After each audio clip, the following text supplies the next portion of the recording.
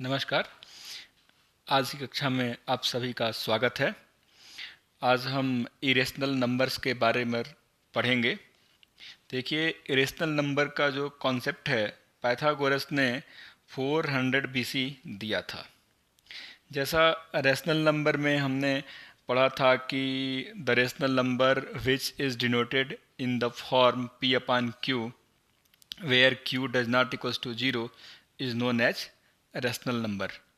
सो irrational उसका converse होता है, तो उसके बारे में लिखना होता है तो हम ऐसे लिखते हैं the numbers which can not denoted in the form of p upon q where q does not equals to 0। अब देखिए इसमें होता क्या है कि अगर मान लो कोई नंबर डेसिमल में लिखा हुआ है तो उस कंडीशन में ये ध्यान रखते हैं कि वो नंबर जो है वो नॉन टर्मिनेटिंग साथ ही साथ नॉन रिपीटेड होना चाहिए।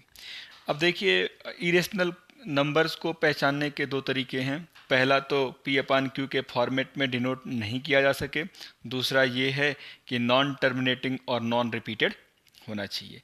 डेफिनेशन के तौर पे लिखना है तो देखिए आपके स्क्रीन पर शो हो रहा है, a number s is called irrational number if it can not be written in the form p upon q where p and q are integers and q is not equals to 0। मतलब ये है कि p अपान q के format में आप denote नहीं कर सकते और p और q जो होगा इंटीजर होगा, where q does not equals to 0 होगा। अब देखिए एक सिंपल सा है, जितने रूट वाले नंबर होते हैं, मैक्सिमम रूट वाले नंबर जो हैं वो इरेशनल नंबर होते हैं। अब इसमें अगर मान लो कि रूट वाला नंबर है, उसको सॉल्व करने पर आपको कम इंटीजर आ जाता है, तो वो इरेशनल ना हो करके बल्कि क्या होता है, रेशनल होता है। अब देखिए जैसे यहाँ पर √2, √3, √5, √7 जो है वो इरेशनल नंबर्स हैं। लेकिन जैसे हम √4 की बात करेंगे तो √4 को सॉल्व करने पर वैल्यू आती है 2, यानी कि इंटीजर आ गया, रेशनल नंबर हो गया। तो √4 जो होगा वो रेशनल नंबर होगा। सिंपल सा है, अगर रूट वाले नंबर हैं तो आप उसको सॉल्व करेंगे, सॉल्व करने के बाद लास्ट में रूट रह जाता है इरेशनल, अगर रूट रिमूव हो जाता है तो रेशनल होता है। अब देखिए ऐसे ही आगे चलते हैं, पाई और ई। पाई जो है वो भी इरेशनल नंबर है। आगे चर्चा करेंगे कि पाई इरेशनल कैसे होता है। फिलहाल आप यहाँ पर जानिए पाई इरेशनल, और जो ई होता है एक्सपोनेंशियल, इसकी वैल्यू, इसको आयलर इरेशनल नंबर बोलते हैं। अब देखिए इसके आगे जो है पाई की बात करते हैं। पाई के लिए हमने कहा ना कि पाई जो है इरेशनल है, लेकिन आपने प्रीवियस क्लासेस में पढ़ा होगा पाई इक्वल्स टू 22/7। तो एक क्वेश्चन अराइज होता है कि इफ़ पाई इज 22/7, और हम पहले भी कह चुके हैं p अपान क्यू के फॉर्मेट में होगा तो रेशनल होगा। सो यहाँ से आपको ये कोई पूछ सकता है कि सो पाई इरेशनल कैसे हुआ, तो उसका सीधा सा एक रिप्लाई ये है कि पाई की वैल्यू 22/7 एक्यूरेट नहीं होती, बल्कि 22/7 अप्रॉक्सीमेट होती है। अब पाई का जैसा डिफिनेशन होता है उसके अकॉर्डिंग आप करेंगे तो pi is ratio between circumference and diameter of a circle.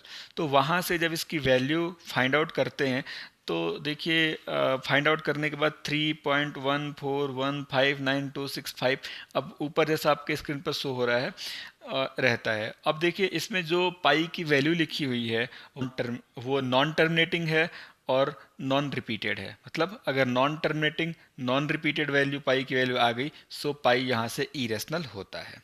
ठीक है, अब यहाँ से आगे चलते हैं। रियल नंबर, रियल नंबर के लिए कहते हैं combinations of rational and irrational number are known as real numbers. मतलब ये है कि अगर मान लो कि रेशनल और इरेशनल नंबर्स जितने सारे हैं उनका एक ग्रुप बना दिया जाए तो रियल नंबर बनता है। अब इसके लिए देखिए आगे कहता है कि रियल नंबर और जो नंबर लाइन है उसमें क्या रिलेशन होता है। तो कहता है every real number is represented by a unique point on the number line. मतलब ये है कि अगर कोई आप नंबर लाइन लेते हो तो जो रियल नंबर होता है, मतलब हर एक रियल नंबर के लिए जो भी पॉइंट होंगे वो यूनिक होंगे। ठीक है, मतलब जैसे मान लो कि एक नंबर लाइन आपने ड्रॉ किया, उस पर मिड पॉइंट को जीरो लगाते हो, राइट साइड में 1 2 3 4 पॉजिटिव इंटीजर लिखते हैं, लेफ्ट साइड में नेगेटिव इंटीजर लिखते हैं। अब सपोज करो 1 के लिए आपको पॉइंट देखना है, तो 1 के लिए केवल और केवल एक ही पॉइंट आप डिनोट कर सकते हो, दूसरा कोई पॉइंट डिनोट नहीं कर सकते हैं। इसका कन्वर्स पार्ट भी ट्रू है। कैसे? Also every point on the number line represents a unique real number, मतलब इसका उल्ट कन्वर्स पार्ट क्या हो गया कि नंबर लाइन पर हर एक पॉइंट जो होता है वो यूनिक रियल नंबर को रिप्रेजेंट करता है। ठीक है, अब देखिए इसके आगे चलते हैं, पाइथागोरस थ्योरम। तो पाइथागोरस थ्योरम क्या होता है? तो सिंपल पाइथागोरस थ्योरम के लिए जानने से पहले हम लोग राइट एंगल ट्राइंगल के बारे में जानते हैं। तो ऐसे बोलते हैं एक ट्राइंगल है, उसमें कोई भी एक एंगल 90 डिग्री का हो जाए तो राइट एंगल ट्राइंगल बनता है। ठीक है, मतलब अगर कोई ट्राइंगल दे दिया, उसमें एक एंगल 90 डिग्री का है तो राइट एंगल ट्राइंगल हो गया। अब राइट एंगल ट्राइंगल में जो राइट एंगल वाला एंगल होता है उसके अपोजिट साइड को हाइपोटेनियस बोलते हैं, और हाइपोटेनियस जो होता है वो ट्राइंगल का लॉन्गेस्ट साइड होता है। तो पाइथागोरस थ्योरम का स्टेटमेंट ऐसे था, in a right angle triangle the square of the hypotenuse side is equal to the sum of squares of the other two sides. Here the hypotenuse is the longest side as it is opposite to the angle 90 degree. मतलब देखिए कहता यह है कि जो right angle triangle में hypotenuse का square होता है वो अनदर दोनों साइड के स्क्वायर के सम के इक्वल होता है। अब देखिए पाइथागोरस थ्योरम की हेल्प से ही हम नंबर लाइन पर रूट वाले नंबर को, मतलब इरेशनल नंबर को लोकेट कर सकते हैं। कैसे? सपोज यहाँ पर लिखा है locate of root 2 on a number line, मतलब रूट 2 को नंबर लाइन पर लोकेट करना है। तो इसके लिए देखिए सबसे पहले करेंगे क्या कि रूट 2 है तो जो रूट वाला नंबर है यानी कि 2, उसको दो पार्ट में स्प्लिट करेंगे। तो हमारी प्रायोरिटी ये होती है कि जो दोनों पार्ट होंगे, मतलब ऐसा है कि दोनों नंबर का सम जो है वो 2 के इक्वल आना चाहिए। तो ये ध्यान रखना होता है कि दोनों नंबर जो हैं वो परफेक्ट स्क्वायर बने। तो 2 को लिख सकते हैं 1+1। ठीक है, तो 1 जो होगा वो भी परफेक्ट स्क्वायर है और दूसरा 1 जो है वो भी परफेक्ट स्क्वायर है।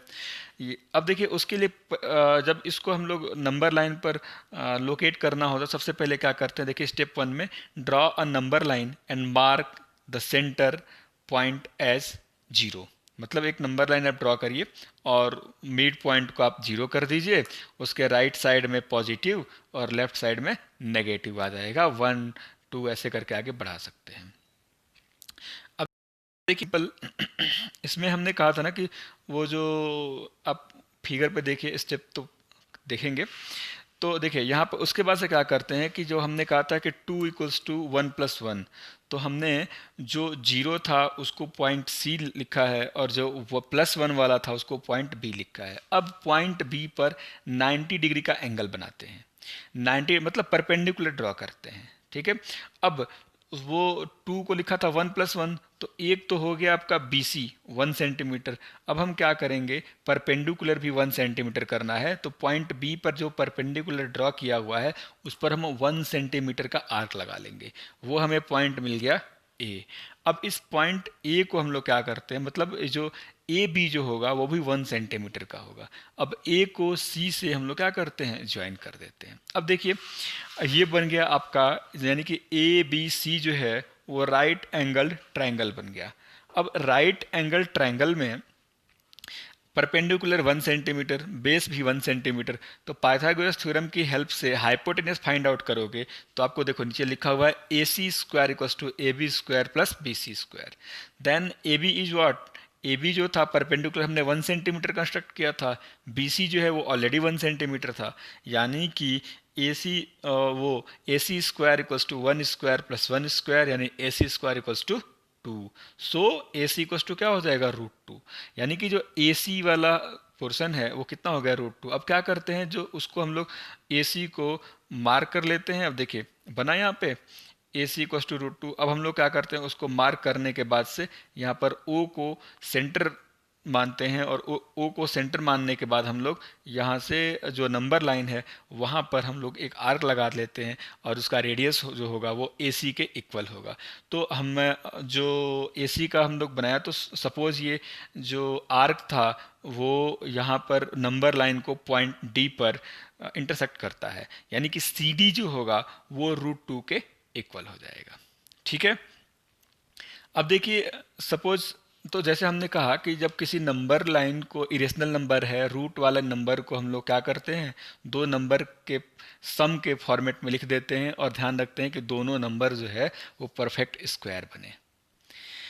लेकिन किसी किसी कंडीशन में ऐसा नहीं होता है, जैसे रूट थ्री में नहीं होता है। तो रूट थ्री में नहीं होगा तो कम से कम अगर दोनों परफेक्ट स्क्वायर नहीं बनता है तो कम से कम कोई एक नंबर जो है परफेक्ट स्क्वायर बनना चाहिए।